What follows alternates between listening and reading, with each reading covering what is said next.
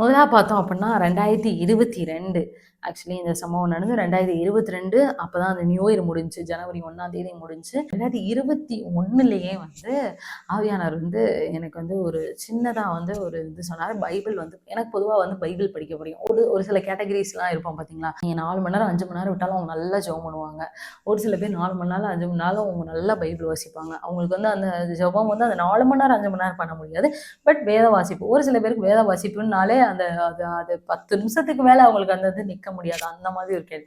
நான் வந்து என்ன கேட்டகரி அப்படின்னா பைபிள் வாசிப்பேன். நல்லாவே வாசிப்பேன். இப்போ 5 மணி நேரம், 6 மணி நேரம் உட்காந்து வாசிக்கணும் அப்படின்னாலும் டிஸ்டர்ப் இல்ல அப்படின்னா நான் வந்து நல்லாவே வாசிக்கக்கூடியதான அதில் ஒரு இன்ட்ரெஸ்டான ஒரு பொண்ணுன்னு கூட வச்சுக்கலாம்.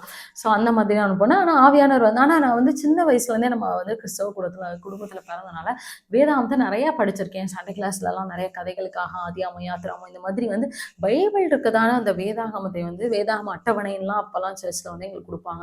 அப்படிங்கும்போது 1 இயரில் அந்த பைபிள் கம்ப்ளீட் பண்ண மாதிரி அந்த மாதிரி அட்டவணையிலலாம் வந்து நான் படிச்சிருக்கேன். ஆனால் அது வந்து எப்படி சொல்லுது ஆதியாமத்துலேருந்து வெளிப்படுத்தல் வரைக்கும் வந்து லைனாக படித்ததில்லை. ரேண்டமாக அங்கங்கே படிச்சிருக்கேன்.